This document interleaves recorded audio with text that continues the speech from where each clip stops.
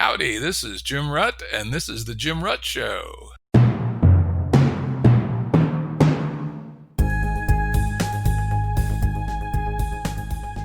Listeners have asked us to provide pointers to some of the resources we talk about on the show. We now have links to books and articles referenced in recent podcasts that are available on our website. We also offer full transcripts. Go to jimruttshow.com. That's jimruttshow.com. This is Jim Rutt. I just want to let folks know that my voice quality in this episode isn't up to our usual high standards. A technical glitch. It's definitely listenable, but just wanted to let you know. Today's guest is Zak Stein, writer, educator, and futurist, working to bring a greater sense of sanity and justice to education. Hey, it's good to be here, Jim. Hey, good to have you back. Zak was on the show just a couple of weeks ago, but as he and I discussed before we started the episode, there's just so much content in his book that we're going to be digging into that we at that time decided it made a heck of a lot more sense to schedule a second interview. And this is where we are, basically halfway through my notes from the first show as we dig into his book, Education in a Time Between Worlds. As usual, links to that book and other resources we discuss will be available on Zak's episode page at jimruttshow.com. A little bit of review of Zak's background. He studied philosophy and religion at Hampshire College. And as I pointed out last time, he's the third Hampshire College grad we've had on our show. Something interesting going on here. Then he studied educational neuroscience, human development, and the philosophy of education at Harvard University. He's the co-founder of Lectica, a not-for-profit dedicated to research-based, justice-oriented reform of large-scale standardized testing in K-12, higher education, and business. And he's consulted with, advised various not-for-profits and for-profits business. So before we get in, like we did last time, we're going to do a little bit of definition and a little bit of framing, and then we'll hop into some of the details. So first, sort of a framing comment from your book early on. I don't think we talked about it explicitly last time, but I think it's a good place to start this time, is your idea that, this is a quote, the idea that oppressive and unjust educational systems can undermine the very possibility of humanity's continued existence is urgent. Could you expand on that? Yeah, I mean, this is actually what brought me to the study of civilizational collapse, existential risk, catastrophic risk. And, what kind of was part of my friendship with Daniel Schmachtenberger and Jordan Hall was basically I, independently of even really knowing there was a field of existential risk research, started to realize that, well, back up. You remember I mentioned last time that intergenerational transmission, teaching and learning, teacherly authority, are a species-specific trait, which are arguably, like via Michael Tomasello, the thing that is really what distinguishes the human from the animal and gets the human up into this domain of cultural evolution and even into a position where it could destroy all life on the planet. So that means that there's something about the necessity of continuity of intergenerational transmission for civilization to keep going. And when a civilization has breakdown, meaning, existential or catastrophic catastrophe, and what that means is just like massive loss of life, if not loss of all life, which is to say self-inflicted species level extinction of the human. And so I realized I had this insight that, oh, geez, like education is actually very serious in the way that worrying about nuclear reactors is serious, or worrying about existential risks of exponential technology, that it's in that same class of concerns, that if we really mess it up, we could end up kind of initiating a cascade of downstream effects that are actually almost unimaginably bad. And I talked about the intergenerational warfare last time, but there are other things which are simpler to get, which are tied up in the capabilities crisis. By creating nuclear reactors and creating nuclear waste, we've also created roles and responsibilities within our civilization that require a certain extremely high level of education to just simply do. And these are roles and responsibilities that actually humans are going to need to man for thousands of years, right? Because of the half-life of nuclear waste and the difficulty of kind of managing these massively complex scientific infrastructures. And so what that means is that, like, if civilization gets so disrupted economically or through pandemic or et cetera, that we can't actually execute at a very high level, graduating PhD level, basically beyond PhD level nuclear physicists, then we all of a sudden got ourselves in a situation where when a couple people die, no one knows how to man the nuclear reactor. And then you can just expand that way of thinking about the intergenerational transmission necessary to reproduce social roles and responsibilities just across the board. I'm going to jump back in with a little bit of a slightly obnoxious question, which is you say that oppressive and unjust educational systems can undermine. Suppose it turned out that oppressive and unjust systems were the right way to maintain stability. And what makes you think that they're not? This gets into just theory of learning. How do people learn? How do, we talk about the limits of growth of an extractive civilization in the biosphere, right? That there's only so much you can do to quote unquote nature before you're a self-terminating process. This is also true of quote unquote human nature, that there are limits of the human mind brain in terms of its ability to actually build capacity, motivation, earnest sense making, a whole bunch of other factors which are actually necessary to do some of these jobs I'm describing, which, although you could maybe simulate doing it for a little while with a totalitarian, completely oppressive and unjust educational system, in the long run, you would undermine at the level of individual motivation and identity formation the capacity for that kind of complex skill development. And so you just have to look at the research on how learning works in kids who are growing up in traumatic environments to see that this is true. So this is basically what I talk about as the inefficiency of injustice in my book. Great phrase. Yeah, so it's like in the pursuit of efficiency, we actually create injustices, which then make the whole thing in the long run way less efficient than it would have been if we just had a little bit of mind on what's fair and what's not, traumatizing at a very simple level for the human, which incapacitates them, is what I'm arguing.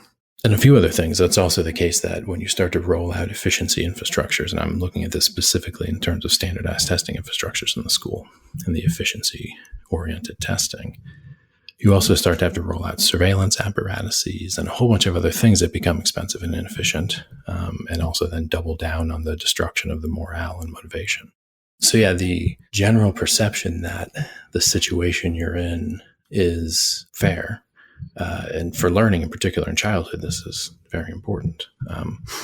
I studied John Rawls, as I mentioned last time, and I also studied Lawrence Kohlberg, who were two of the great kind of moral philosophers of post-war America. And it's interesting that fairness, right, is of course the Rawlsian principle that governs a just society.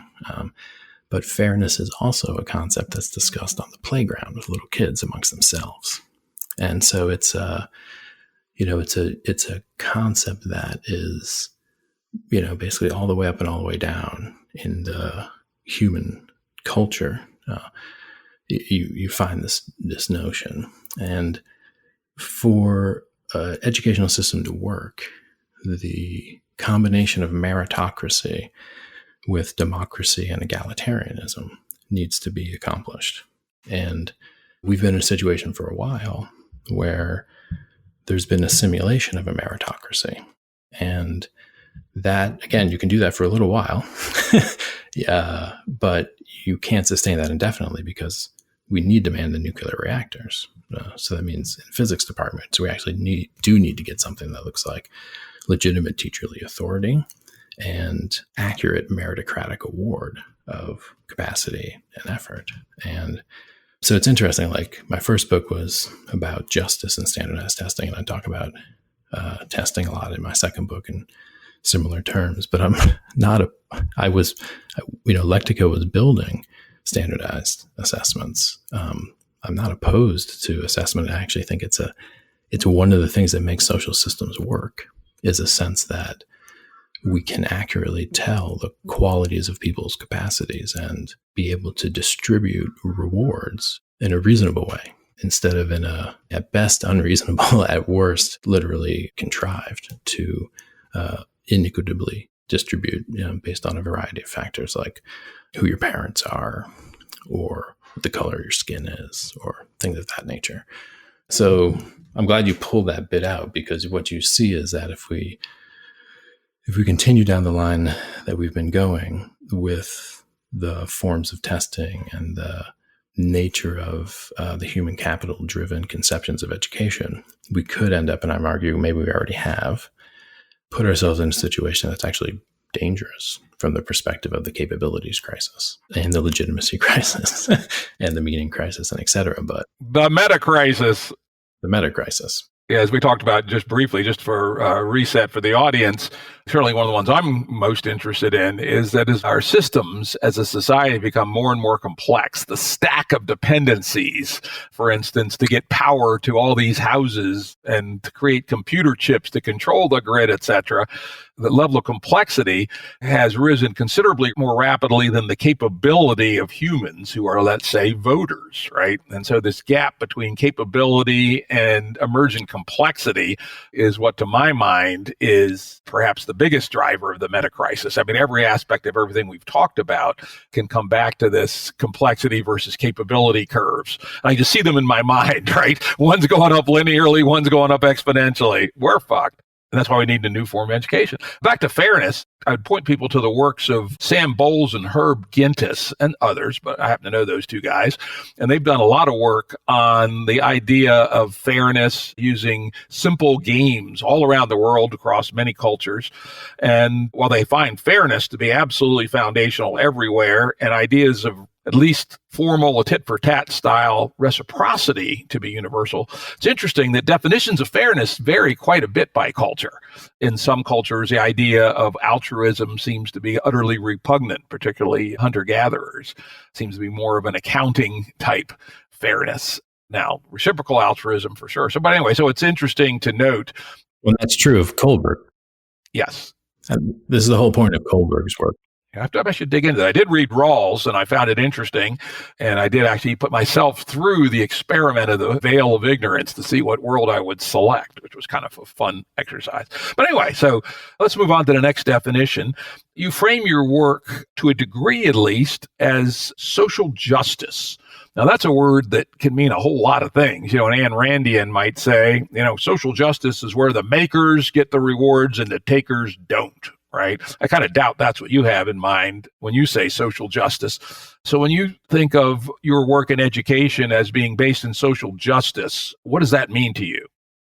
It's funny because when I wrote the dissertation, the term social justice hadn't quite yet become a pejorative. So if I were to reframe it, I would just say justice.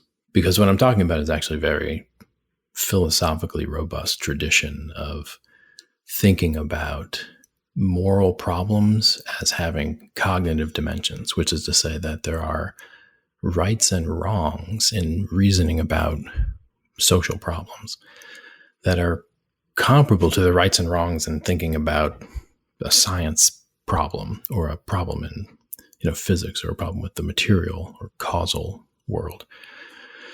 And so I'm taking a cognitivist view of social justice, like Habermas does, like Rawls does. Rewind a little bit, you get someone like Immanuel Kant. And incidentally, utilitarianism is a cognitivist view also, which is to say that, we can figure out what's right and wrong in the social world. It's not a matter of, as some philosophical positions would maintain, emotional or aesthetic preference, that the ethical and moral is irrational, and it's only the scientific and material that is rational or cognitive. So that's the first bit. When I talk about social justice, I'm actually talking about justice. I'm actually talking about a very strict form of conversation about what's, like, for example, the framing of a constitution of a civilization or society.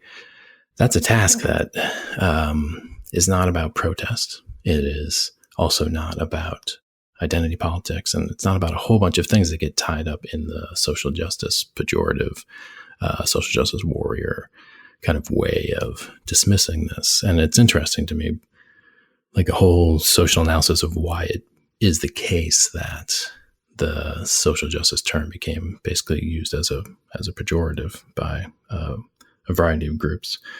Many groups, mostly I often agree with what's being said, sometimes in the critique of the kind of alt left, let's call it.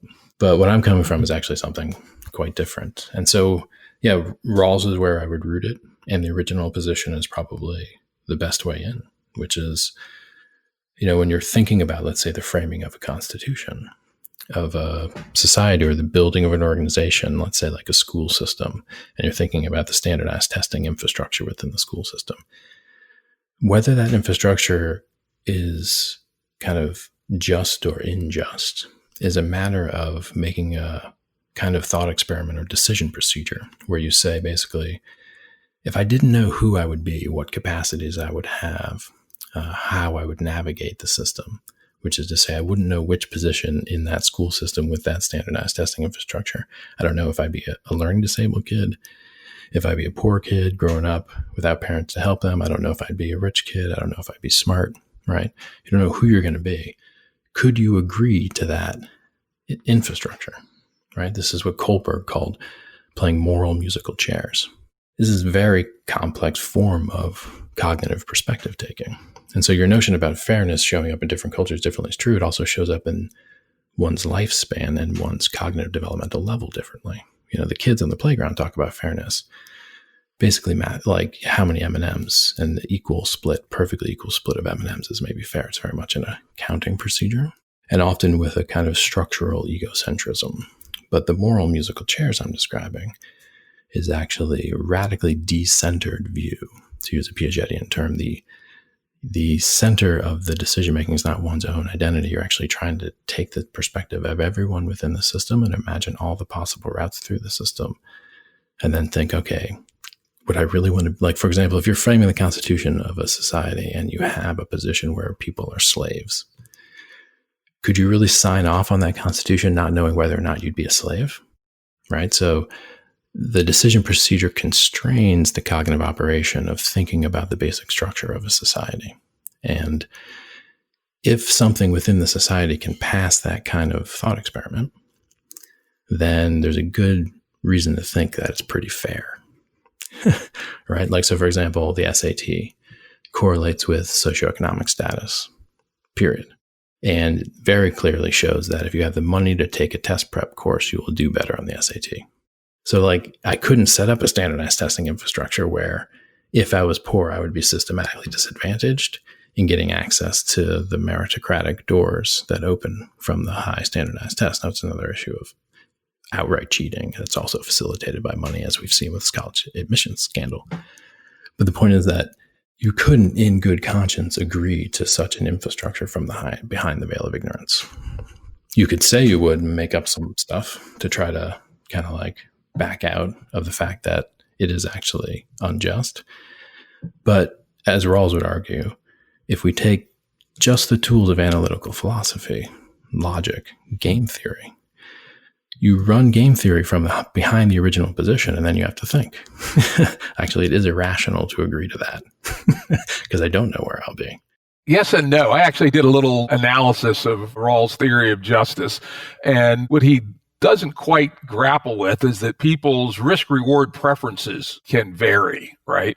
So for instance, if one had a higher utility for being a slave driver than disutility for being a slave, then oddly enough, utilitarian, analytical logic could say, yeah, I ought to be in favor of slavery. And he missed that. At least in theory of justice, he didn't describe it in any depth, at least that I could find. Yeah, we could argue that because that's not entirely true. Then you're not doing the veil of ignorance experiment correctly. Well, you could be. You just have a different perspective on your own preferences, right? That you say, all right, You're not supposed to bring your individual preferences behind the veil of ignorance, nor believe that you will have those preferences when the ignorance is lifted. Which is to say, it's not Zak with all Zak's proclivities and capabilities that gets put somewhere like in a slave position. I don't know what my proclivities will be. Yeah. I don't know if I'll be a tough guy. Yeah. True enough. To do the reasoning properly, even behind the veil, one needs to relieve oneself of one's personal biases and preferences as much as possible and take the position of basically the generalized epistemic subject. And so that's a very important part of the procedure. So if you model the procedure differently, then it can be rendered nonsensical, but it's actually quite rigorous. Well, that's a good. I'm going to have to go back and reread that because I spent days reading it and writing a series of notes. And unfortunately, I lost my notes, but I have this very nice rebuttal. But anyway, we'll leave that for another day. Your response is actually good. Now, again, early on in your book, I read something that caused a very strong negative knee jerk. I realized that later on, you aren't actually saying it in the way I initially thought, but I'll read the quote anyway and explain what my knee jerk was. And then we'll pivot to, I think, a very interesting topic. Here's your language. It was very clear that the creation of a new kind of society would require the creation of a new kind of human. Buzzer. I have long postulated what I call the no new man rule. After 1994, I probably started calling it the no new person rule. And you look at history, some of the worst, heinous crimes of the human race have been couched in terms of we're going to create a new man, right? From the excesses of the French Revolution, which was kind of a mixed bag, to, darker things like Marxist-Leninism, Nazism, and, perhaps the most extreme form I'm aware of, the Khmer Rouge, who believe we're going to create a new man by brute force, and if we have to kill a third of them, so be it. And yet, of course, as one reads much more deeply in your book, it's vastly more nuanced than that. The way I tend to frame this is kind of thinking about personal change, called the new man, a new person, whatever that means, and institutions, and the signals that institutions emanate and interact with the persons have to essentially co-evolve together. And at least I took away the sense that you would not disagree with that framing. No, I mean, that's right. And it's interesting, that phrase. Now I prefer to say a new kind of person rather than a new kind of human. It was John Vervaeke who kind of suggested that. And so, to create a new kind of civilization, we do need to create a new kind of person, or to rethink the nature of personhood. And in a sense, we would just be taking responsibility for something that's happening anytime, anyway, whenever we build something fundamentally new, like a new infrastructure. Like the electrical grid has made us into new kinds of people, as had people who don't know how to start fire or harvest wild edibles from the woods. And so there's this sense of, if we're really thinking seriously about something like Game B, or something like non-rivalrous kind of civilization, one that's ecologically sustainable and, let's say, economically equitable and fair. To do that, we'd have to remake the basic assumptions of personhood, just as they were remade when we exited the pre-modern world and entered the modern world. It's that kind of transformation of the whole notion of what it means to be a person or a human, right? And this is, again, back to the species-specific traits that characterize the human.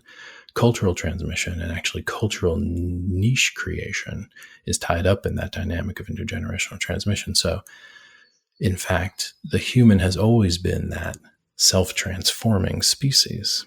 And so we're in a big moment of self-transformation again, which is to the notion of time between worlds. The French Revolution is an example of the kind of climax of a prior time between worlds. Basically this route from the Renaissance to the Enlightenment is one of these periods I've studied a lot, in part because of the great educational philosopher John Amos Comenius, but also because it has these structural similarities to our own time, when there's just a radical world system transformation underway, and along with it, a radical transformation of the basic frameworks and stories and cultural kind of deep code. So yes, that's kind of what I mean by new person. And it's interesting that the attempts to use modern biomedical technology to create a new kind of person is actually a way to encode the modern in the personhood forever. You see, so there's a strange paradox here where what I'm talking about is an educational revolution, not a biomedical transhumanist revolution, because that would actually get you what you just said, which is no new human.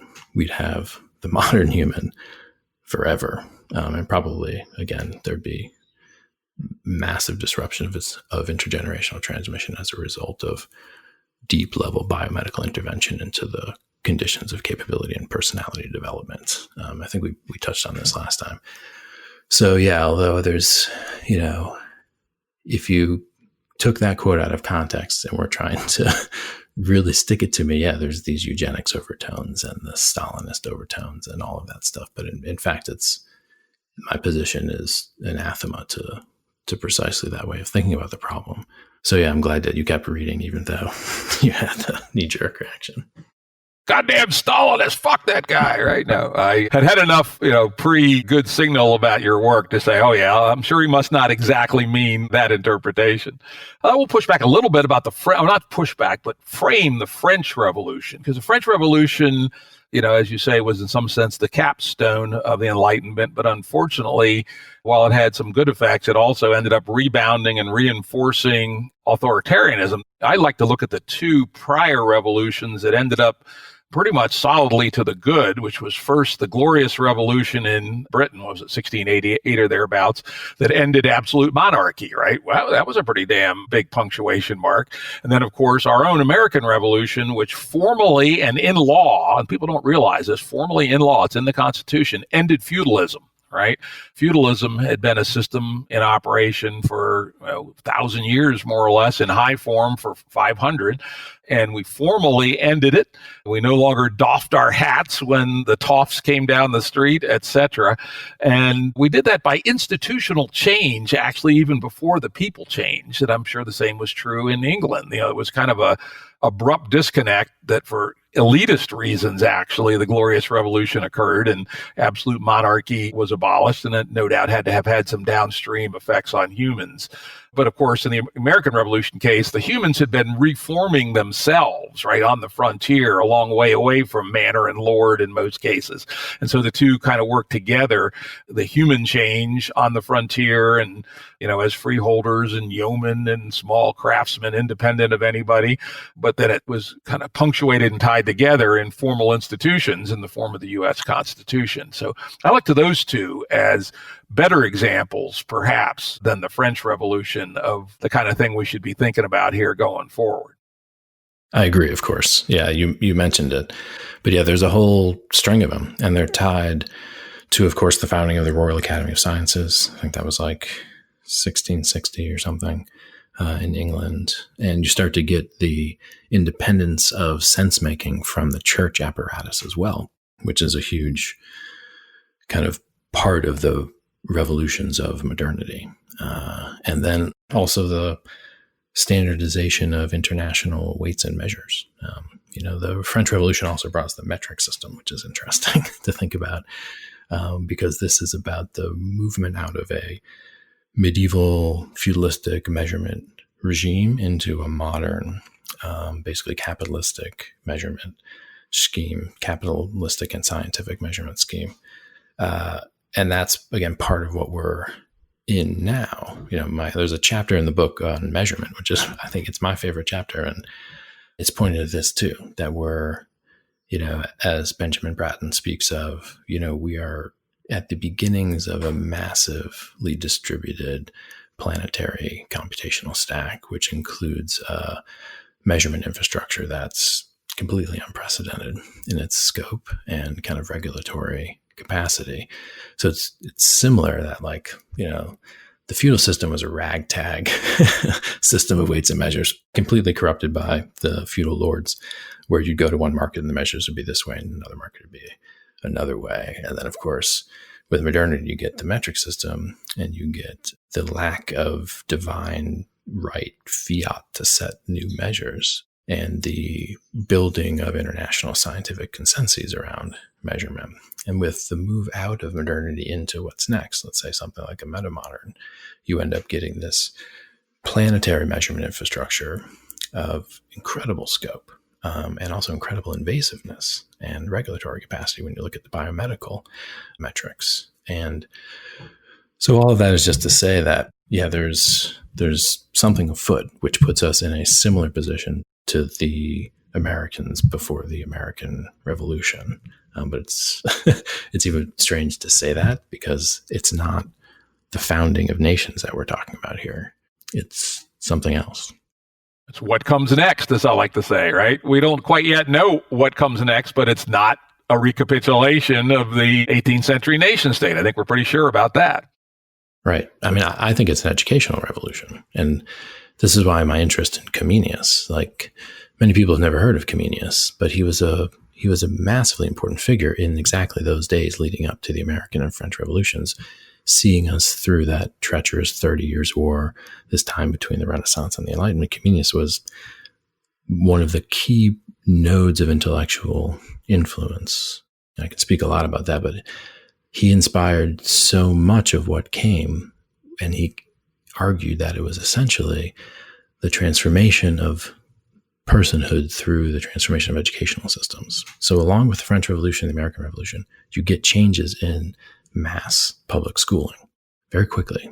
And that was also one of the things that would have just made the feudal order lords have their brains come out of their ears. Like, it was unthinkable to want to educate so many people of so many walks of life in so many diverse topics in a systematic way, like funded by the state. Like, come on. Before then, as Comenius was like at pains to point out, it was a small number of people who are educated almost entirely in authoritarian religious contexts with brutal physical punishments and learning obscure Latin. Like, that was what school was. Everything else happened in the guild system and around the home and in the community of what was necessary. So this move into this distinct institution of the school, let alone the large state public school, that was also part of what those revolutions brought us, which means that we're also looking on the other side of this at a fundamentally different kind of educational configuration at the core of what's driving the intergenerational transmission of the civilization. And so that's kind of what I'm trying to point to, which is what Comenius was pointing to. Now, this Comenius, I've never heard of him, so you'll have to send me a pointer to him so we can include it on the episode page, and I'll go read him myself. Totally. And to give you a sense, like René Descartes wrote his meditations at Comenius's suggestion. And René Descartes has a large manuscript about Comenius's pan-Sophic vision, pan-Sophy meaning universal wisdom. So Descartes, he's inspired by Comenius's vision, writing this whole book on it, which remains, I think, unpublished, but available in the archives somewhere. Comenius was a direct inspiration for the founding of the Royal Academy of Sciences, which I'd already mentioned, which is the kind of institution that we most associate with, like, boom, the Enlightenment happened when that first scientific organization's founded. They were inspired by Comenius's vision of a core kind of like center of knowledge creation and knowledge dissemination, which would feed out into a system of public schools, basically. And so there's, of course, a lot more to say there about Comenius and his involvement with the Rosicrucian order, his work with the Bohemian Brethren as a religious figure, very complex character. And again, to signal another change, like many people working in that time were, trying to associate with noble lords, feudal lords, to get support, like Descartes, for example. But Comenius actually ended up in Amsterdam, and he dedicates his most famous book, The Great Didactic, to the Dutch East Indian Company, right? And now the Dutch East Indian Company was one of those first kind of like seeds of the true capitalist world order that was emerging. And in a way, the education system Comenius was recommending, like this public schooling, this pan-Sophic university, this thing that we eventually turned into something like the modern nation-state school system, that is as different from the feudal education system as the Dutch East Indian Company's modus operandi was from the feudalistic economic markets and commodity, kind of like trade routes and stuff. So he was well aware where the shifting of the power was going in terms of, new worldview, new economic order, new measurement metastructure, new educational configurations. Quite a visionary character. And he was from the region we now call Czechoslovakia.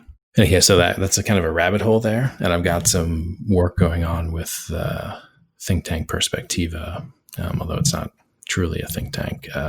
It's something much more complex and kind of beautiful. My work with Jonathan Rawson in the UK has me working on the Comenius historical research. Sounds very interesting. And as you say, at least similar at the turning point to where we are today. So well worth digging into. Let's move along a little bit. One of the things that we didn't talk a tremendous amount about last time, other than my little discursive talk about how I found the educational department at an elite research university rejecting modern cognitive science. Let's turn to your thinking about modern cognitive science, modern cognitive neuroscience, and what relevance or what lessons does it have for us as we're thinking about the new education? Yeah, this brings me back to my graduate work in the field of mind-brain education. And there's a few things that I can say. Basically, Kurt Fischer, who was my advisor, found a way to integrate a lot of the emerging cognitive science into a broader developmental framework. So, when I look at cognitive science and cognitive neuroscience, mostly my concern is with its inadequacy to inform pedagogy because of its lacking a developmental perspective. Now, this isn't universally true, but generally you're getting cognitive science that's done, and especially neuroscience using scanners, where the majority of that work is done on sophomores who are in college because they're available as experimental subjects. When you're looking for informing learning theory, you need to be noting very carefully that the brain of a 2-year-old is different from the brain of a 5-year-old, is different from the brain of a 10-year-old, different from the brain of an 18-year-old, different from the brain of a 25-year-old, like big, important, qualitatively distinct neurological identity and cognitive structures. But most cognitive science talks about how the mind works, period. You can't get a theory of learning off the ground with that. Now, you can talk about learning of a specific skill, right? Or at a specific age of a specific complexity. But that is learning at the kind of microscopic level. If you're looking at learning over the spans of weeks and months and years, then you have a broader way of thinking about human development.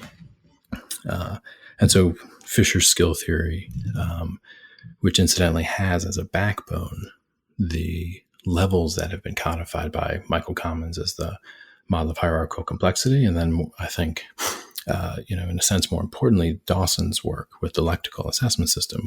She was my mentor for a long time.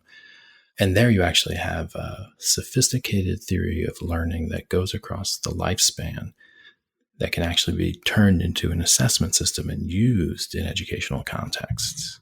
So that's my first reflection, is that the work I'm attracted to inform educational systems is work that's reflectively developmental and looking across the lifespan development work.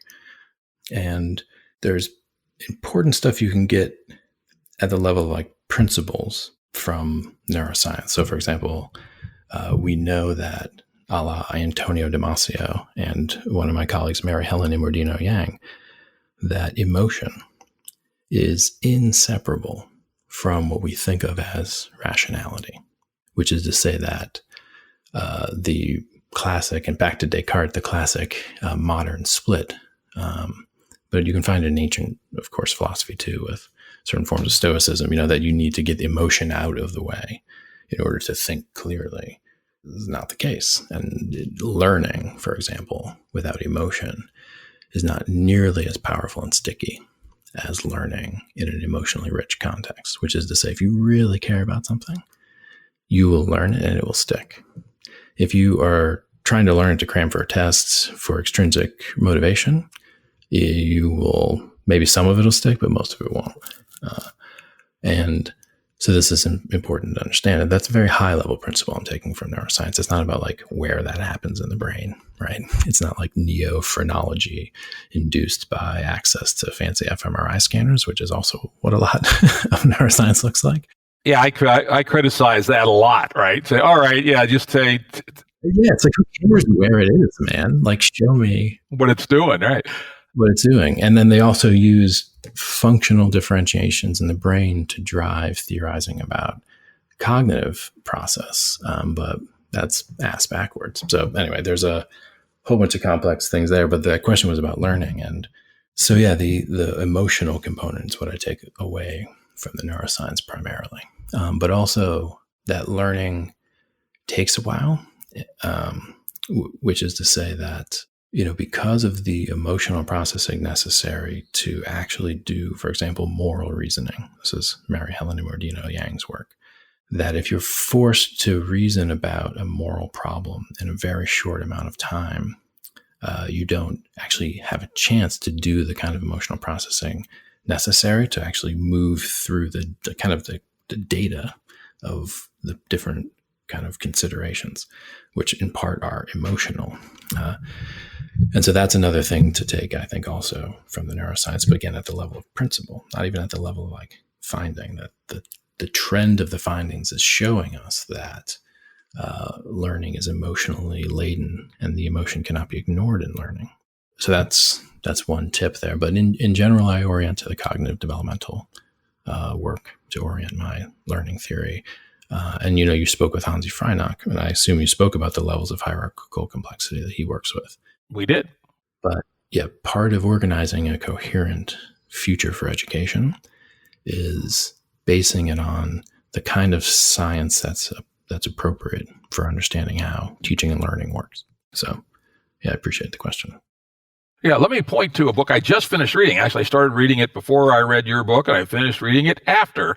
It's called How We Learn by Stanislas Dehaene, I think you pronounce it. It's a French, very eminent cognitive neuroscientist. And he does all the things that you say that the neuroscientists don't do, right? He focuses tremendously all the way back to prenatal. And between he and his wife, they've worked with lots of babies and scanners and things of that ilk. And in addition to emotion, which again, I agree is very important. And Damasio is one of my central thinkers about the science of consciousness. And then I always point to his book, The Feeling of What Happens. Well worth reading for anyone who really wants to understand who and what we are. But Dehaene really comes down strongly, and I found it very convincing that we're not paying anywhere near enough attention in education to attention. We're not paying attention to attention. I think he actually says that. And particularly, he goes in quite depth on one of the things that makes humans different than other animals. And I believe you may have mentioned this, I don't recall, is so-called shared attention. Exactly. Something that even apes aren't so good at. And he then generalizes that to something quite similar to what I would call your teacherly authority. He called it the pedagogical stance, which is a kind of relationship.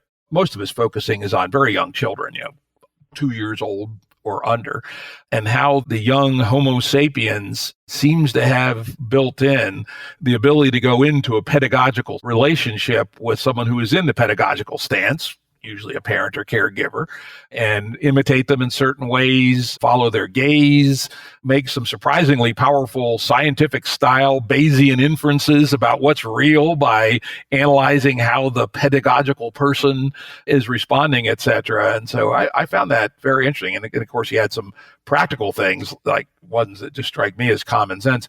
Get those fucking cell phones out of the classroom. What the hell is anybody thinking, allowing someone to bring a cell phone into the classroom?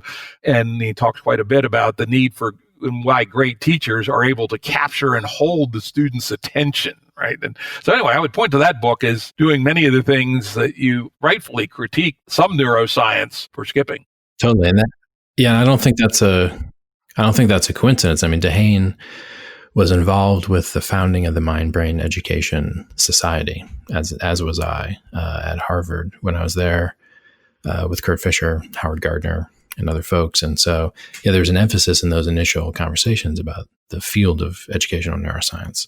specifically Kurt Fisher's kind of guidance to that emerging field having to do with not making the mistakes I just kind of rattled off, which is do lifespan work, like get kids at different ages, and consider intersubjectivity, right? What you're calling joint attention or shared attention. Consider that, so there's a lot of focus on the student brain, the learning brain, but there's also something happening in teachers. Antonio Batros studied the teaching brain. And so the joint attentional situation, it's two distinct roles, and they are neurologically distinct, but then the two brains are actually in a kind of resonance, essentially. And that's kind of like work that has been emerging for maybe the past 5 to 8 years in terms of like people thinking in a more complex and developmental way about both the developing brain and cognitive capacities, and the fact that developing brain and cognitive capacities, those are held in a social context. And so I'm glad to see Dehaene also focusing on what Tomasello noted, which is what I noted, that, this joint attentional situation is truly unique in the animal world. And that's the core. It's like the primordial core of the possibility of teacherly authority resides in that. And it's there in the child and in the parent, so long as the parent hasn't been confused by social media and self-help books about how to be present with children. There is an instinctual awareness. Incidentally, there's an instinctual awareness of the levels of development that I was discussing.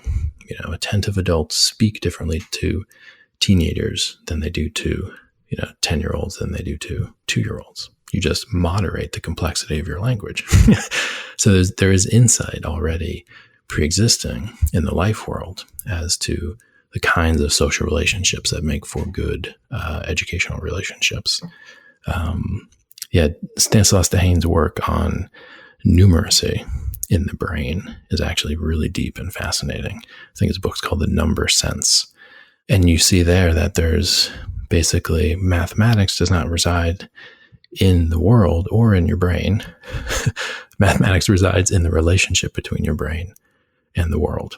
And your brain basically has been evolved to distill extremely abstract principles of mathematics from the regularities of the physical world. But there's also something internal to the state of the nervous system that's involved. It's not just the world imprinting mathematics on the brain. It's the brain constructing and distilling mathematics from the world, the laws of mathematics. And so I asked Dehaene once, basically, like, is there something similar in the moral, right? Which is to say, because I remember I said moral questions are cognitive questions. There's right or wrong. Is it the case that the invariance of the moral world, the invariance of the life world that's relevant to fairness, justice, authenticity, self-actualization, a whole bunch of factors, just like we extract the invariance of the physical world through our number sense, is it the case that we actually can extract the invariant universal features of the moral world, the social world, in a similar way? And Dehaene said he didn't know, but he thought probably it was true. And I'm pretty sure he's done work, and I haven't explored his work in a long time. I'm excited to be talking about it, actually. I'm going to look into it. But I think he did do some experiments, as did Mary Helen Mordino-Yang, on the affective or emotional neuroscience of moral judgment and complex kind of ethical and identity considerations. So I'd look into that as well, because it kind of backs up this idea that the Rawlsian conception of fairness, and let's say we tweak it out and we fix it up and make an even more solid thought experiment to address your concerns. But that something like that is a structure that is as real as the things we know about mathematical structures.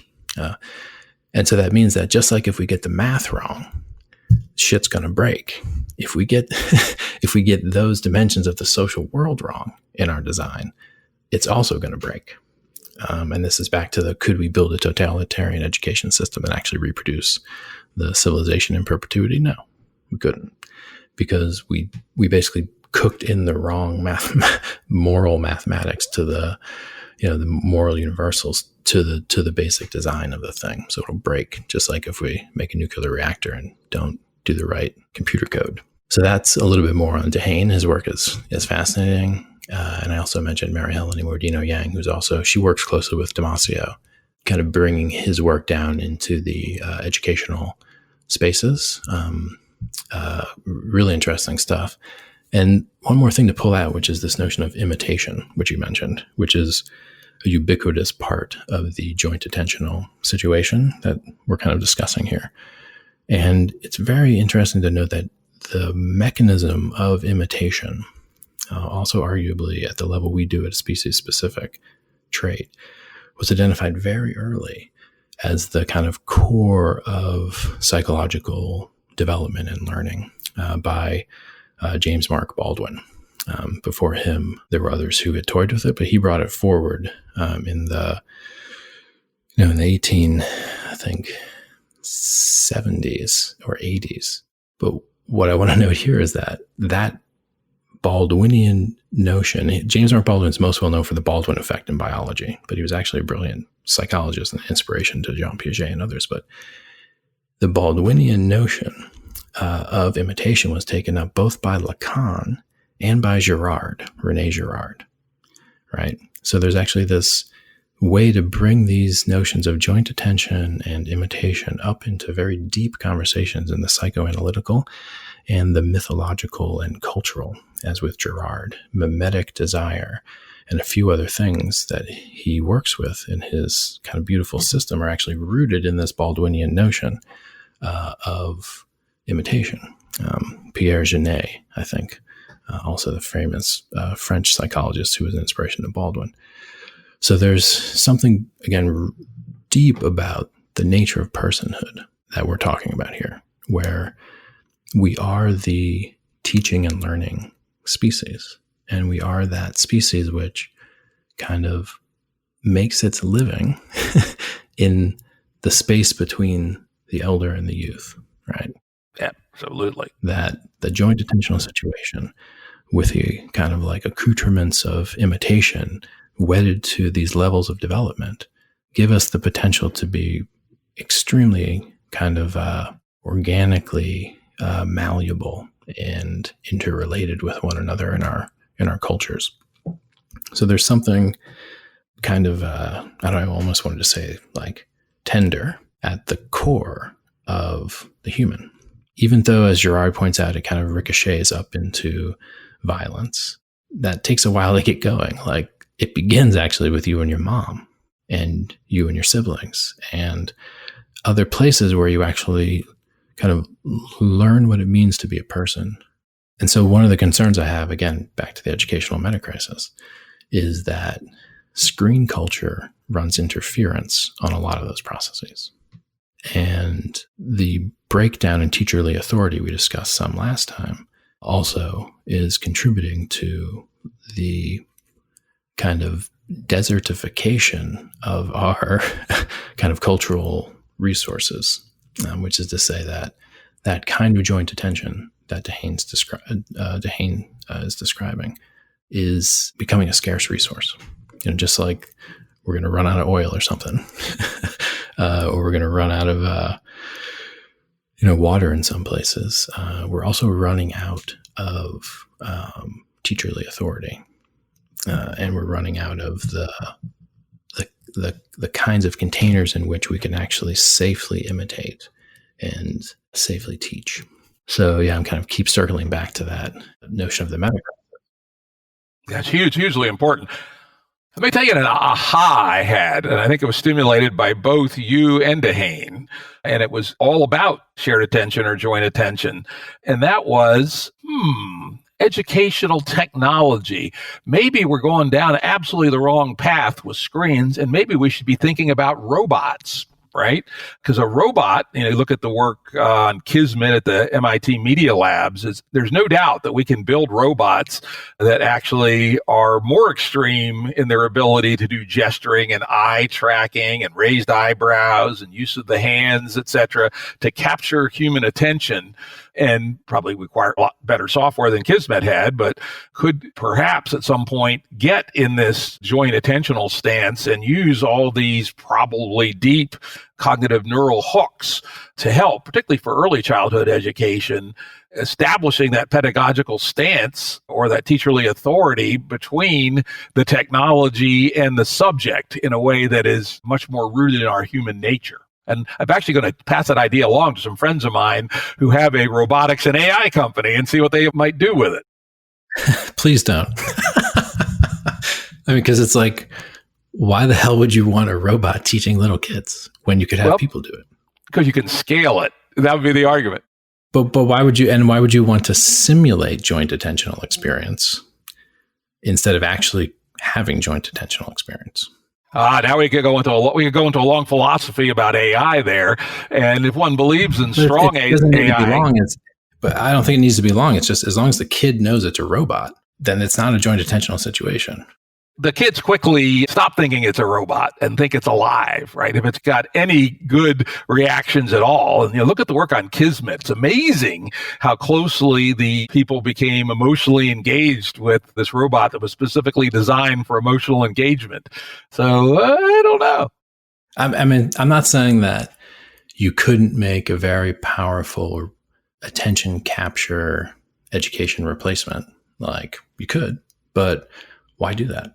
Like, people are becoming obsolete in manufacturing jobs because of robots. Those are exactly the people who should be teaching their kids. So it's just one of these things where it's like, just because we could do that doesn't mean we should do that. And plus, it's, if the robot's doing a job of teaching the kid, it would eventually teach the kid that it's a robot.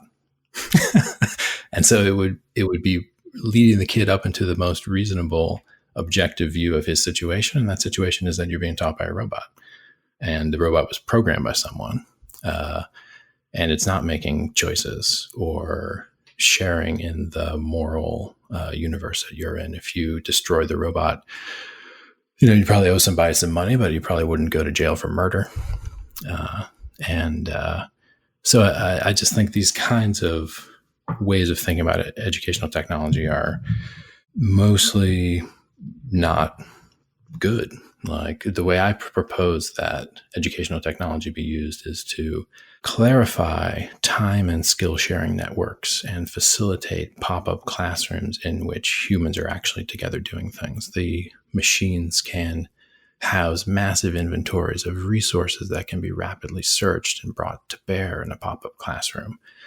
You can use things like Zoom to have synchronous conversations across the world, but then you can also use things like Zoom to have groups of people meeting where 5 people are in a room and then a Zoom call hooks another 5 people. So my goal with educational technologies is actually to use them to scaffold better in-person examples of teacherly authority, not to use educational technology to run interference and complicate our ability to actually be together in space and time, exercising true teacherly authority, and then replacing actual teacherly authority of person to human teacherly authority, replacing that with a simulation of teacherly authority, so that we understand education is basically sitting in front of a screen all day, which is what's happening now.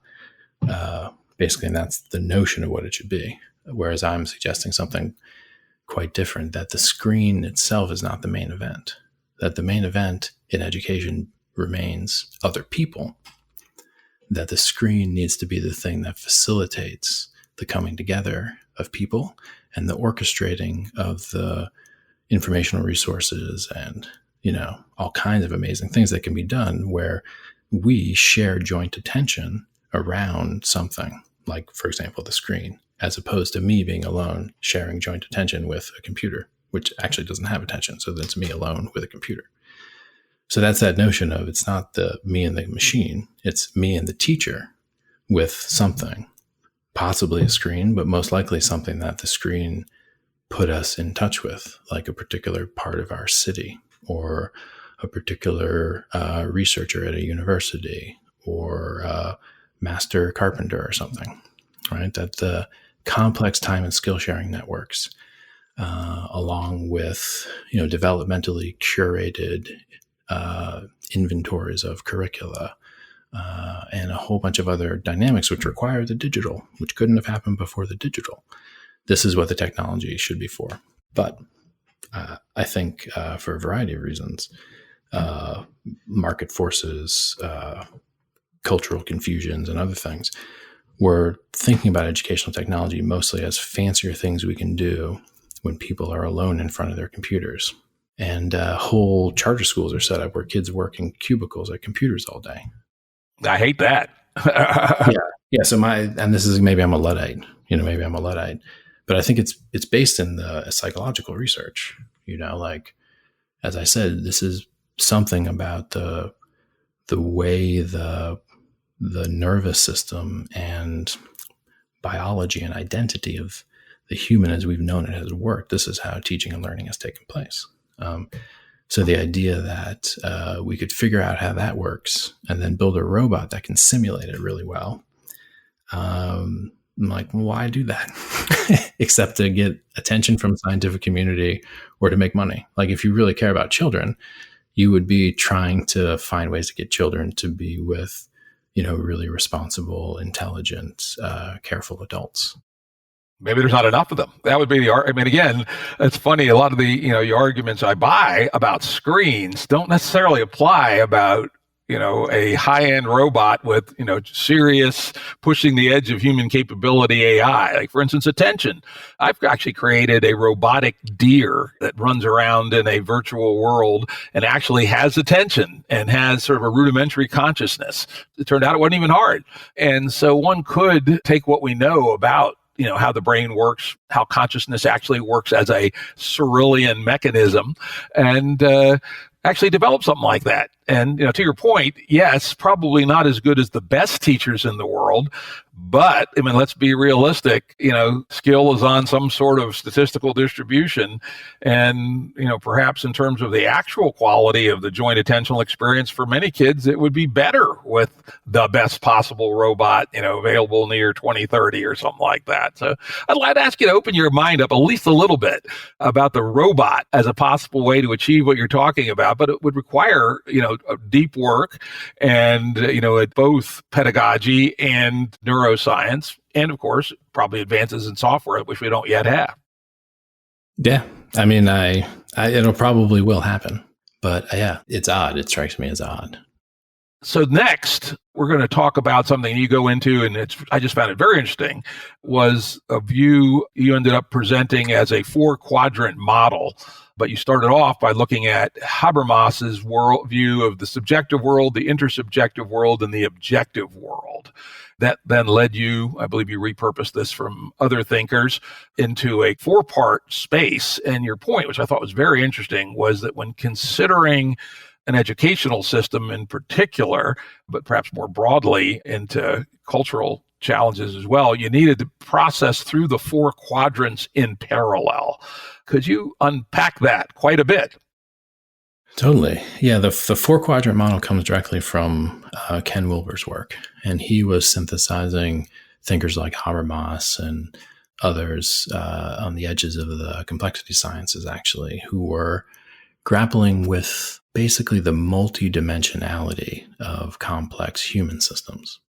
And so we'd already been touching on this when I was talking about the brain science work. And, the essential insight of the 4 quadrants is that when you're looking at any social phenomenon, you need to look at it, not from one, let's say, disciplinary perspective or one basic perspective, such as neuroscience. So like, if a kid has problems paying attention in school, I could simply look at it from what's called the upper right quadrant, which would just be his brain. It's called the exterior of the individual, right? The lower right quadrant is the exterior of the collective. So I could say, well, okay, it's his brain and it's the infrastructures that surround the school, the exteriors of the collective, or the buildings, the food systems, the air pollution, the bus routes, things of that nature. So now I'm saying, the brain is being poisoned or something by the air pollution and the air quality in the school. And so now I've got a scientific third-person view of a causal system that's causing this kid not to have attention.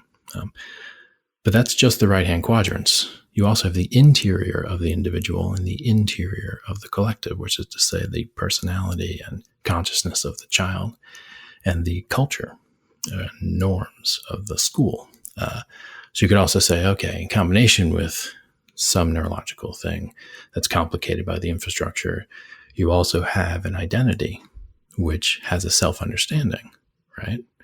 What's the kid's academic self-concept? Do they think they're a learner? Have they been traumatized? Or are there good reasons they're not paying attention? Are they actually interested in something else? You'll never know unless you talk to them. You can't talk to their brain. You have to talk to them. And then, of course, there's the culture of the school. Maybe it's the case that, in fact, the teachers are systematically more or less checked out and don't care about the kids. And the kids themselves are so busy with, their phones and other things due to the lack of cultural norms at the school around phone use that no one's paying attention. And it's not this kid's problem, it's the culture of the school. But actually, all four of those are the case, right? And they're all interrelated. They're all actually inter-included, which is to say that the identity formation is not separate from the infrastructure, which compromises the capacity of the nervous system to act right. And if all the kids are in that same milieu, then of course you're going to have problems putting the norms in place at the school to get the culture. And then as the culture degrades, then the identity degrades. And then so you get this very complex system, but it's more than a causal system.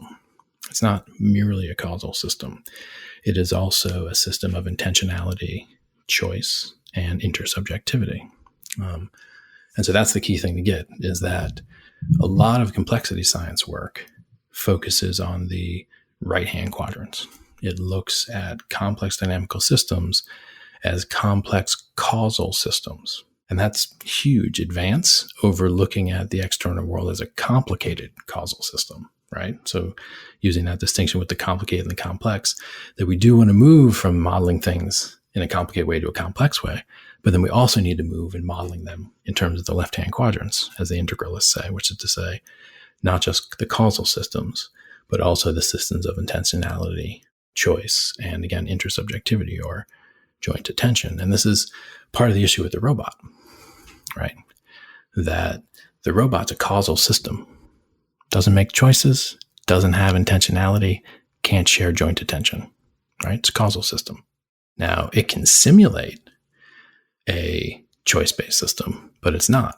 It's a causal system. If it's working correctly, it's almost perfectly determined causal system. And so that's kind of important to note, that one of the misunderstandings with the notion of artificial intelligence itself is missing this distinction between causality and choice. And I know you talked to Forrest Landry, and so I'll defer to his authority here, that the distinction between causality and choice is actually a primordial one. And in education, it's extremely important. Back to the designing versus raising children, which was raised last time. You can actually approach education itself as if it's a causal problem. You can medicalize academic underperformance, and you can, so strictly routinize curriculum delivery that you get a school running like a complicated machine, right? Rigorous objective standardized testing. Yeah, what I call the sausage factory. In fact, that's become the term of art in Game B, is we say, we are not going to send our kids to the sausage factory. Right. And now you throw in biomedical infrastructure, right?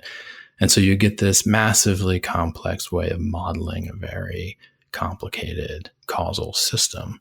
And I'm saying that's exactly half of what's actually there.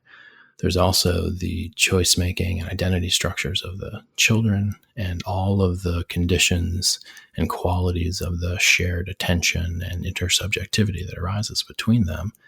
And that's a whole space all its own. Now, there are fields that look at that stuff. We mentioned Kohlberg, developmental psychology, anthropology gets stuff at the lower left, cultural sciences, hermeneutics, things of that nature. And that we talked about last time, I'm going to toss this back. I don't really know much about the Wilberian analysis, but when you talk about intersubjectivity, that brings to mind, my comment from last time that I frankly think I learned more at recess than I did in the classroom, right? Because there I was, learning how to deal with other people, how to lead, how to follow, how to execute strategies, right? All kinds of things that are meaningless except in conjunction with other people. Totally. And this is remember with Dehaene, I said, is there a way that the brain has actually evolved to extract invariance from the social world and eventually bring that all the way up into a complex understanding of how basically ethics work? And that's what the playground provides the rudiments for. It's an unstructured social environment in which the interactions of the children allow for the kind of over time, the generalization of, here's how people work. Here's what feels fair. Here's what emotion looks like. Here's what conflict looks like, right? Here's what is the generator function of conflict. Here's what love looks like. Here's the generator functions of love. You start to see, and the brain, we can trust the nervous system in a healthy cultural context to begin to move towards those generalizations that are net beneficial to everyone involved. And this is the kind of trajectory or telos of cognitive and ethical development as mapped by Piaget and Kohlberg. Just like you can trust a kid to walk, right? You don't have to send your kid to a state-trained specialist with, education department approved curricula to walk, right? Walking, it just happens because of the joint attentional space and the processes of imitation and the affordances of the nervous system. A lot of learning has that quality where you just need to put the nervous system and identity structure in the right environment, such as trying to organize a kickball game at recess, and it will learn. It's built to learn, right? It evolved to learn. And so again, this is, part of what sometimes called the interior sciences, the ones that study the left-hand quadrants, right? Subjectivity, intersubjectivity. That is some of the most important stuff that needs to be considered in education. Whereas the sharp end of the stick in education reform tends to be the right-hand quadrants, right? The standardized tests, and now the medicalization procedures, which reduce the culture and the subjectivity to the brain and the kind of learning outcomes, which are objective, measure of systemic efficiency. So the 4 quadrants are extremely useful heuristic, and I was applying them there to education, which I do in the book, but they can be used to analyze many number of social phenomena. Climate change has all those dimensions. Pandemics have all these dimensions. So it's a general heuristic to basically counteract the tendencies towards reducing all questions to the right-hand quadrants, which is to say reducing all questions to questions about material causal systems. And it's not that there aren't material causal systems. There absolutely fucking are. And we need to figure out exactly how they work. But then we also need to figure out how people work, how identity formations work, how the structure of choice, the integrity of choice. And then also in culture, we need to figure out what are the mimetic and symbolic and mythical agreements that actually are the water we're swimming in, which kind of quote unquote supervene on all of these infrastructures and computational matrices and nervous systems. So it's really kind of taking the complexity science view and trying to deepen it to include a much more articulate kind of hearing from the sciences of consciousness and psychology and the anthropology, cultural studies, things of that nature, for an omni-considerate or integral or comprehensive view, as opposed to just a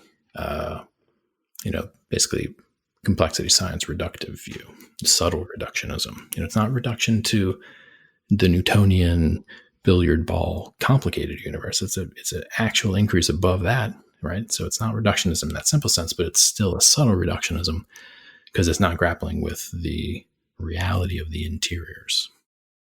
Though, let me be fair here to complexity science, push back for my team, that one of the main tools that's used in complex systems research is called agent-based modeling.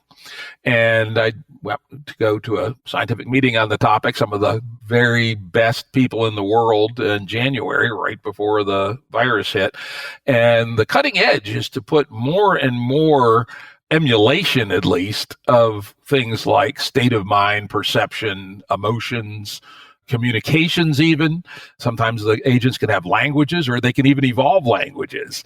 So I would say that complexity science is well aware that, the simplistic late 80s, early 90s complexity that arose from deterministic chaos, which was essentially the bridge from the Newtonian world to the complex world, is by no means the last word on the topic, and that many, probably most modern complexity thinkers who are thinking about social systems, at least, are thinking about your left side, and are looking for tools to probe on that. Yeah, no, and I'm of course I'm aware of this work, and it is true. It's a massive improvement. But then one must ask what basically I would call what are the meta psychologies that orient the assumptions behind the agent-based modeling, right? And so you get into how much are we, in a sophisticated way, modeling the psyche, or have we actually reduced it to something that looks a lot more like a complex causal system? So this is about grappling with the true indeterminacy of choice. And again, back to the developmental view, there's actually not one psyche. This is the big kind of concern with, for example, using game theory to think about the way the human mind works, is that kids don't run game theory. Like, you have to be a formal operational thinker to do the machinations of game theory, which doesn't come until basically you're an adolescent, if you're lucky. So there's also this kind of like polyvocality of the human psyche, which adds to the anthro-complexity of the modeling efforts in the agent-based modeling. And so I know people are moving towards solving those problems. But I'm kind of like, there's a tendency towards making problems that shouldn't be solved using mathematical models to want to use mathematical models to solve them. Yeah, that certainly is a bad attractor. I think the people in the field are aware of it. And what's quite interesting is now in the most recent agent-based modeling work, there's a lot of heterogeneity of models. It used to be all the agents are the same. Well, we know that all the kids aren't the same, or all people aren't the same, or even all sociopaths aren't the same. So let there be differences, and maybe even evolutionary differences. But let's move on to another important topic. I think this was a very good probe.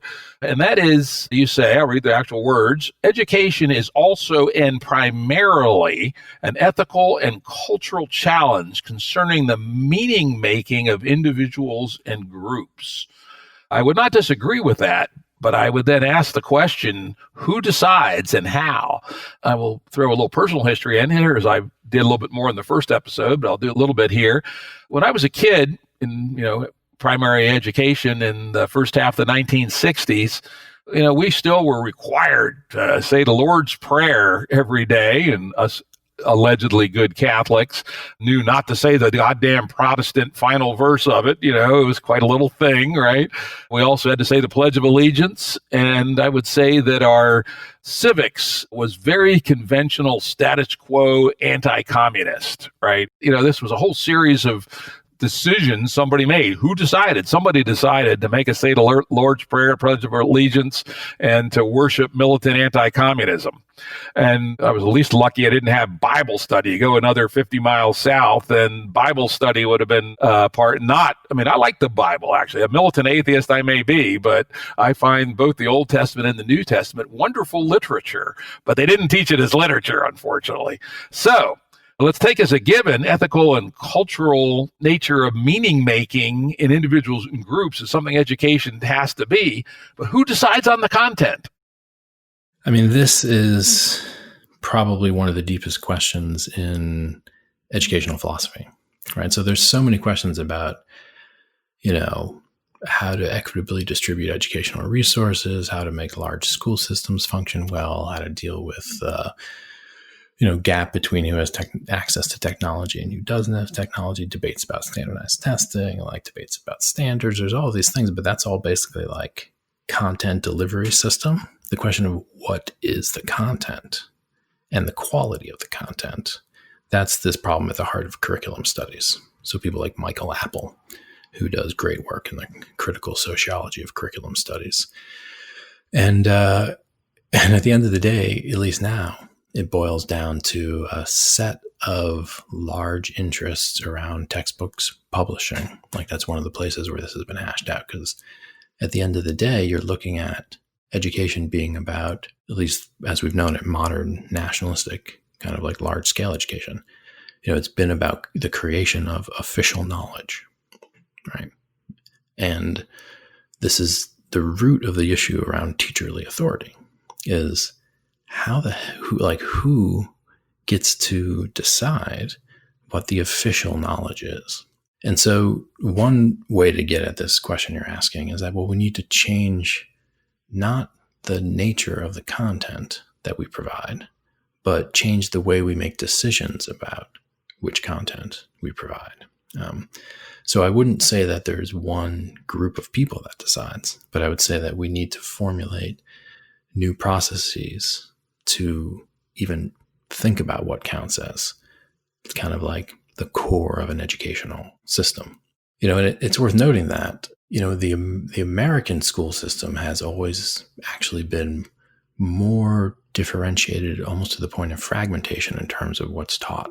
So like if you go to France and of course places like China, the state curriculum is extremely clear and kind of issued from the capital. In the United States, we've always had kind of a states' rights thing with regard to education, and even at the level of a township, you're getting variation in what's taught. And so, most of my thinking around this has to do with maintaining the virtue of having local decisions made about the quality and content of what's taught, but having these local decisions be kind of like conducted in such a way that the process assures a certain kind of number of, let's say, baseline requirements. And so it's another way of handling the problem of standards, but talking about standards as a kind of like a discursively redeemed community practice, as opposed to a centralized authoritarian mandate. But of course, this requires things like my social miracles and other aspects that would allow communities to actually have the time, and teachers in particular, and other folks, that there would be much more professional and collaborative community orientation around just what are we teaching our kids about the world? Like what do we do? Like it's a deep question because, as I've been saying repeatedly, like the educational function of the society is like the autopoietic function of the society. So if a society is self-terminating, which is to say, if the society knows that it's not working well, then it should actually really question exactly what you're saying, right? What do we teach the next generation? Obviously, what we've been doing hasn't worked. So it's hard for us to imagine like that we know what the kids need to know to fix this mess that we've created. So it becomes this complicated negotiation about what of the existing culture is actually worthy of being preserved, right? Like I do a thought experiment on a book that I call the Nous Ark, to talk about the Old Testament, right? Not Noah's Ark, but the Nous Ark, Nous. And this is a educational thought experiment where you're basically trying to distill down just how deep this question is in curricular studies. And something like this, if we were facing catastrophic civilizational collapse and we were tasked with basically creating a seed bank of ideas, right? So not a seed bank. Well, we'll need that too. We'll need a seed bank to actually plant crops on the other side of this thing. But what if we needed to create a seed bank that would allow us to reboot civilization on the other side of this, right? So that's actually the question you're asking when you're asking about curricular studies. You're actually asking, what is the knowledge that is requisite to recreate the person, right? To recreate the civilization. How do we think about it at that deep a level? And it's interesting because it constrains your thinking a lot, because you obviously, if, as I mentioned, we're in a failing civilization, then we precisely can't hand on a lot of the things that we take for granted, that we would need to boil down to the most essential, those things which could be kind of like put at the center of intergenerational transmission. So back from the thought experiment to the concrete situation today. So my sense is that as the digital continues to reform education, and I don't mean reform in like policy sense, I mean literally the new forms, like in a McLuhan-esque sense, we're getting a new way of information exchange and scaffolding of educational experience and teacher-student interaction. As the digital continues to do that, there must emerge some innovation at the level of educational content curation. And so this gets back to how could you have community level decisions about what gets taught that's meaningful and kind of like world making, sense making, identity making stuff at the heart of the schooling. How could we have that be a local decision, but also be carried out via a process that is universal and that assures a certain quality? And so this is what I mean by, in the context of the kind of digital explosion of education and the relocalization that's already occurring as a result of the pandemic kind of shutting of the schools and booting up a classroom in every living room. There's this question about, deep innovations in the curation of educational content, and getting that to be part of collective sense making as opposed to part of an authoritarian apparatus. And the authoritarian state-based kind of a centralized curriculum, that's exactly the stuff that ended up backfiring and undermining all teacherly authority. Like, it's exactly your experience with like, who the hell decided I have to say this shit every morning? It's exactly that experience, and maybe that your generation had, which led to a profound questioning of all sources of teacherly authority. So this question of who decides what gets taught, that's exactly the question that catalyzes the renegotiation of educational authority and the innovation in the curation of educational content. It's I think a deeper, more imminent, more pressing problem than most people realize, because they hold schools as somehow sacrosanct, as if the signal sent by the school could overwhelm in the mind of the adolescent the signal being sent by their screens in the palm of their hand, right? So like when you're looking at the conversations about, let's say, pandemic conspiracies, and then you're looking at kids who are supposed to be in biology class learning about biology, right? You're looking at QAnon and kids in history class, right? Like 15, 16, 17-year-old boys. And so there ends up being this question of like, geez, the situation of teacherly authority is quite acute. And until we get some reasonable discourse taking place within public view, and especially within view of the children, about why they're learning such and such is actually valid knowledge and what valid knowledge actually means, it's like, there's no way out, I think, of the kind of downward spiral that seems to be unfolding in the current historical moment. There's no way out without renegotiating teacherly authority. And the concern is that, and this is why many on the left and the right fear across the aisle, that either side would lock down into some new authoritarianism. And that fear comes because of the discomfort of the experience of the absence of teacherly authority. And in that absence, you will basically, as soon as one appears that could potentially kind of like close that loop and step into the vacuum of teacherly authority, that you'll take the first thing that's even seemingly viable just to stop the discomfort and chaos of not having someone who knows what to do. And so that's kind of like the risk of not resolving the teacherly authority crisis in a reasonable way, is that we will resolve the crisis of teacherly authority in an unreasonable way. And it could go left or right. Like, the Blue Church loves preemptively resolving teacherly authority crises around a lot of things in the biomedical space. And of course, the right revels in kind of undermining teacherly authority systematically. Kind of in sometimes like replacing education with a kind of a spectacle or entertainment.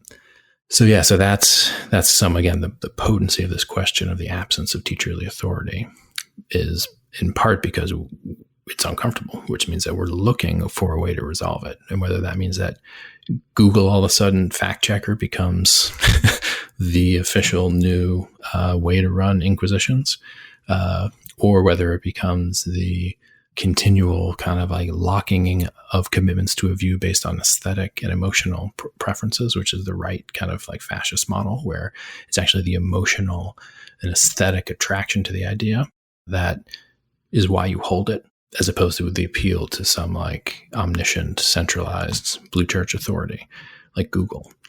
So it's complicated. And this question of who decides is exactly right. And my answer is everybody has to decide.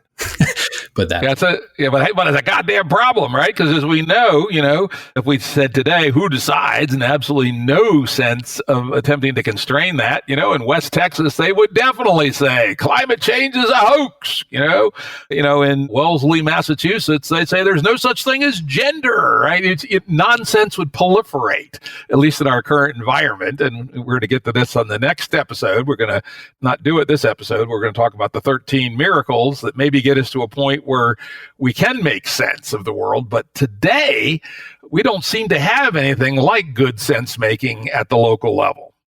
Absolutely correct. And that's why, in a sense, my ideas seem utopian. And they're concrete utopians, what I call them, because they're reasonable things to think about what could be possible in the future. But yeah, right now, if we were to radically distribute teacherly, we're looking at what happens when you radically distribute teacherly authority without some sense of a kind of hidden universal. And that's really the key, which is to say that, it is possible in educational relationships and educational context to build structures of interaction and reflection that wouldn't get us stuck in these cul-de-sacs of reactive, basically belief formation. And, so the idea that people in West Texas would reject evolution is absolutely true. And the root of that is, of course, the meta crisis, the educational crisis, like that we don't know how to consider scientific research. That's an incapacity. Right? That's a socially induced incapacity on the part of those people. And similarly with the folks in Wellesley, right? And so it's not so much about changing education to change what people think. The goal here is to change how people think. And that means basically how people speak and interact in serious contexts. So the hope would be that, collective sense making would need to be spread through educationally intensive process. I don't know exactly what it looks like, but I do know that it's not asynchronous text-based exchanges in a place like Facebook, that it needs to be, as I've been emphasizing, actually embodied joint attentional experience. And so, there's a need to like disentangle, in a sense, the dysfunctions that have arisen in the past 10 years as a result of the kind of digital interference and capture of communication channels from those things that are actually deep ideological centers rooted in personality and articulate preference, right? And that would go a long way to thinking about what is the actual situation. If we turned off Facebook tomorrow and we shut down Twitter for 6 months and we organized a whole bunch of town hall facilitated small group conversations and just force people to speak, to be reasonable with one another. And again, here I'm being utopian that this could even happen. But I think you'd find that, there's a lot of contrived polarization and that there's a lot of attention capture that is actually distracting people from what they already know, which is that, in fact, we're stuck in this together, and we're either going to scapegoat one another or we're going to have to cooperate. Right now, we're obviously prefer scapegoating. And I think until we start to get changes in the way the digital is used as far as communication and things of that nature, we may stay there. Facebook was built on Girardian principles, right? Built to propagate mimetic desire and mimetic violence, and the outcome of those are scapegoating processes. So there's something that needs to be rethought at the level of the basic structures of our society with regards to communication and collective choice making. So now I'm kind of rambling in this direction of just what the kind of basic practices and rituals of a future civilization that could actually exist in perpetuity would be. Let's hold that one off for our next episode. Yeah. I'll point out, Ezra Klein has written a very interesting book called Why We Are Polarized, which basically takes a complex systems perspective on how this polarization that's tearing us apart is really emergent. And while there have certainly been people who've intentionally thrown gasoline on the fire, a lot of it is structural. For example, here we did a blind experiment starting in 2010 of giving everybody a supercomputer in their pocket with a high-res screen connected to the internet and give them many-to-many communication tools to talk to anybody on the planet anytime they want. And guess what? One of the emergent phenomena of that is to accelerate polarization. So there's no doubt about it that there are sort of many serious systems issues that are probably not even consciously designed, but are, driven by the attractors of our current system, such as my old favorite short-term money on money return, right? You can look through the magnifying glass of what is motivating short-term money on money return in the behavior of Facebook, and that is to sell more advertising, which means hijacking more attention for longer periods of time. And that then says, well, select more extreme content to put in front of people because they pay more attention to extreme content. And we're just fucked, right? And so we have to go quite far down the rabbit hole to fix things. So, unfortunately, listening to you talk about how to decide who decides, I came away saying, classic chicken and the egg problem. We need better education to figure out how to decide who decides about what goes into education. So this is not going to be easy. No, not at all. And the chicken and the egg problem with educational reform has always existed, because in a democracy, in a place where the collective needs to have some input on what happens, then you need to actually, change the educational system enough to get people to be sophisticated voters, to change the education system even more, to get so there's this, how do you bootstrap the reform of an educational system? If it's truly failed, then the very people trying to bootstrap it would be already incapacitated by the failure of that educational system. And so that's why there's this kind of death spiral that you get into when the education system starts to kind of decompose and is subject to institutional decay. You get into a death spiral. And so this is one of the things we're stuck in. When you damage teacherly authority, then it gets harder to reestablish it. Then you become basically incapacitated by the absence of it. And then it gets, so it's self-propelling. And this is one of the reasons, frankly, why the United States public education system has been the hobby horse of wealthy industrial philanthropists since its inception, more or less. Because there's been a sense of well, then the smart ones need to take responsibility for the educational system. So yeah, we are in a difficult situation. Now, what you said about the computer in everyone's pocket and that breeding polarization, yeah, again, the digital came fast and furious with very specific and I think limited near-term motivations, as you were saying, money on money, making profit. So I don't think we actually know what the true affordances of the digital are. I think this is one of the key learning processes we're in during this historical epoch. For a variety of reasons, we've gone the way we've gone with the potentialities of the digital. But as I was trying to note with the digital back end of the educational hub network that I talk about in my book, the digital could actually be used to completely up-level the nature of our social life without capturing our attention It could actually focus our attention in collaboration with others better, right?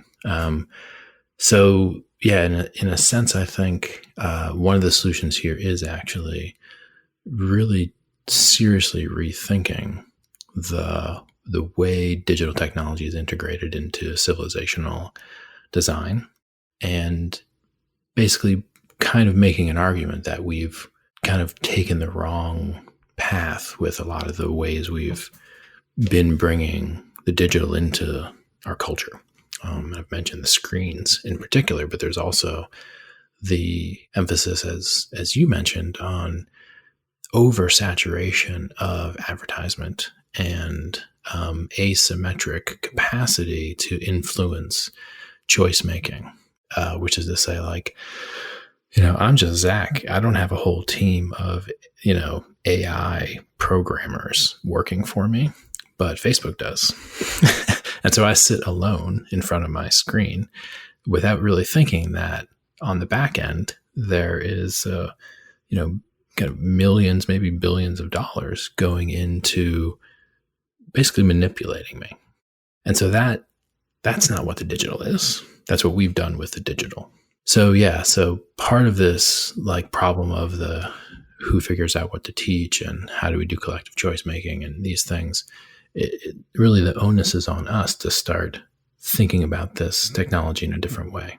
And it may be that we've made systematic mistakes, right? If you think about Tesla and Edison, it's like we could have done electricity very differently than we did it, right? You think about Buckminster Fuller's that interesting map of the world that he made, and he showed that you could have a planetary electrical grid, and so again, when we lay down basic infrastructures, back to Rawls, when you do the thought experiment of what should this basic infrastructure look like, this new civilization enabling infrastructure, what should it look like? You need to think about that. You don't just roll it out in the way that's going to make you the most money as quickly as possible. But this is what we've done. And so we have to build up from a lot of layers, which we'll talk about next time. So I think on that point, we will wrap it up here. And as we have decided that we have so much interesting stuff to cover that we're going to have Zak back for part 3, where we're going to look at the chapter on religion and religious teacherly authority. And we're going to then go deep on, which we've mentioned a couple times in passing, Zak's ideas about the 13 social miracles that, together with reforming education, essentially, frankly, co-evolving with education, maybe we can solve the meta crisis. So with that, Zak, thanks for coming back a second time. I look forward to talking to you a third time. Yeah, me too. This is a lot of fun, man. I appreciate it. Production services and audio editing by Jared Janes Consulting. Music by Tom Muller at Modern Space